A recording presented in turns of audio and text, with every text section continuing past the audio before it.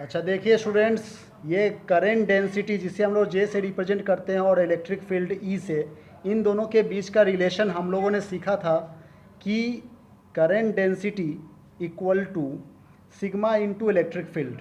ठीक है, सिग्मा मतलब कंडक्टिविटी इंटू इलेक्ट्रिक फील्ड।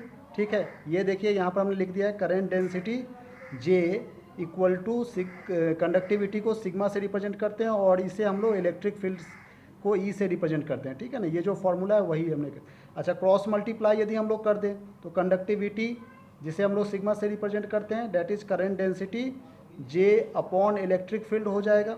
ये बात समझ में आ रही है। तो यहाँ पर एक बात और बता दूं कि ये जो कंडक्टिविटी है sigma equal to N E square tau upon M, ये किस तरह से आया ये भी हम लोग देख सकते हैं यहाँ पर। ठीक है,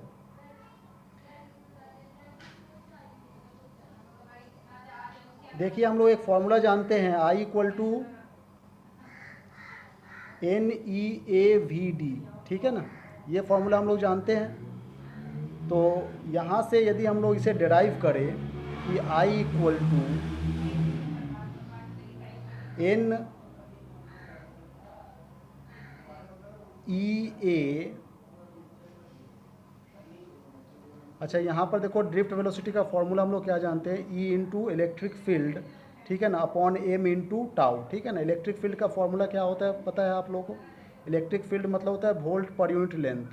ठीक है ना, तो यहाँ पर हम लोग इस तरह से लिख सकते हैं इसके जगह पर E into volt per unit length, ठीक है, इंटू टाउ अपॉन एम। ठीक है, ये हमने लिख दिया। अब इसे और थोड़ा सा सॉल्व करेंगे।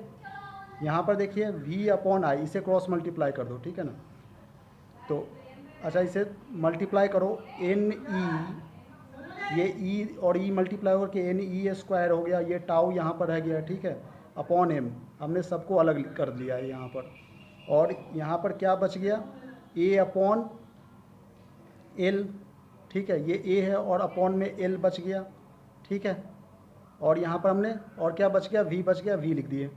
ठीक है, तो अब देखिए v अपॉन आई क्रॉस मल्टीप्लाई कर देंगे तो यहाँ पर v अपॉन आई हो जाएगा और l अपॉन ए, फिर इसे क्रॉस मल्टीप्लाई करेंगे तो l अपॉन ए, और यहाँ पर ये वाला क्रॉस मल्टीप्लाई करके ऊपर चला जाएगा m upon N E square tau. ठीक है, और ये जो m N E square tau है इसी को हम लोग रो कहते हैं। और ये v upon I that is equal to R होता है ओम्स लॉ के अकॉर्डिंग, और ये एल अपॉन ए और ये रो होता है। ठीक है ना, रो मतलब रेजिस्टिविटी। तो देखो R equal to rho L upon A, ये कांस्टेंट टर्म है। यहाँ पर मास ऑफ इलेक्ट्रॉन ये भी कांस्टेंट है, नंबर ऑफ इलेक्ट्रॉन्स ये भी कांस्टेंट है, चार्ज इलेक्ट्रॉन कांस्टेंट, एक्सेशन टाइम सारे कांस्टेंट टर्म है, इसलिए इसको रो कहते हैं। ठीक है ना, तो इस तरह से हमारा जो है वो rho equal to M N E square tau आ रहा था। ठीक है, जो कि हमने यहाँ पर लिखा है।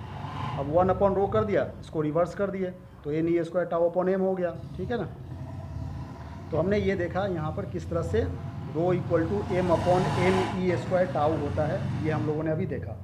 ठीक है, अच्छा यदि हम लोग ये जो फॉर्मूला है, इस फॉर्मूले को, ये जो फॉर्मूला है करंट डेंसिटी का equal to conductivity into electric field, इसको हम लोग अल्टरनेटिव मेथड से भी हम लोग प्रूव कर सकते हैं इसको। एक तो मेथड ये है यहाँ पर जो अभी हम लोग देख रहे हैं I equal to N E A V D, और इसको डिराइव करके यहाँ पर लाया गया है इस फॉर्मूले को। ठीक है ना, इसको एक और मेथड से भी अल्टरनेटिवली हम लोग प्रूफ कर सकते हैं।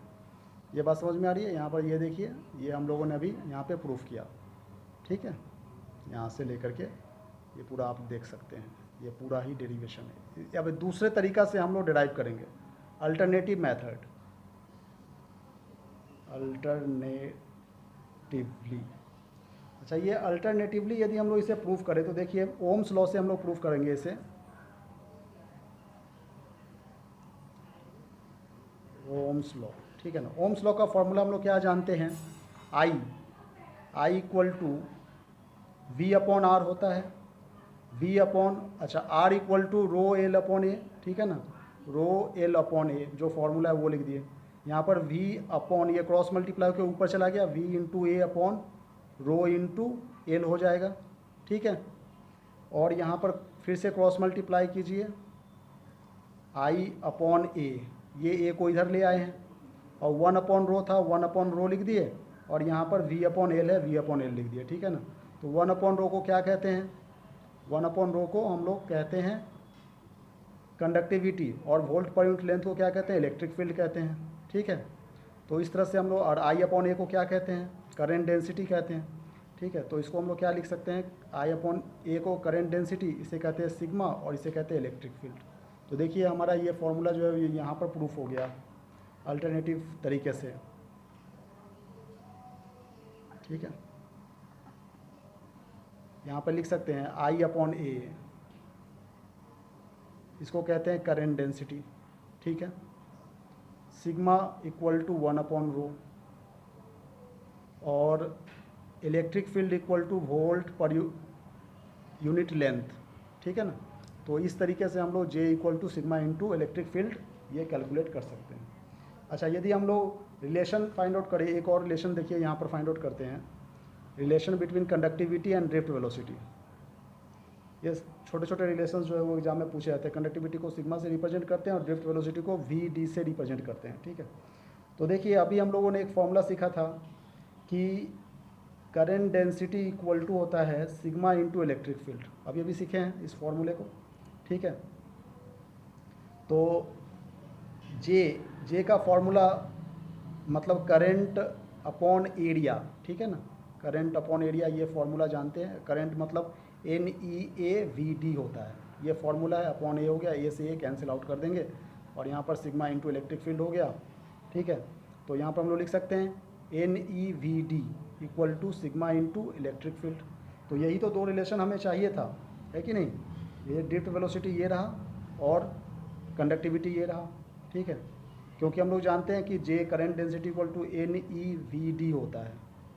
ठीक है, तो नेक्स्ट लाइन में हम लोग इस तरह से लिख सकते हैं, सिग्मा इंटू इलेक्ट्रिक फील्ड, यहाँ पर ड्रिफ्ट वेलोसिटी और कंडक्टिविटी इन दोनों के बीच के रिलेशंस को हम लोग निकाल रहे हैं।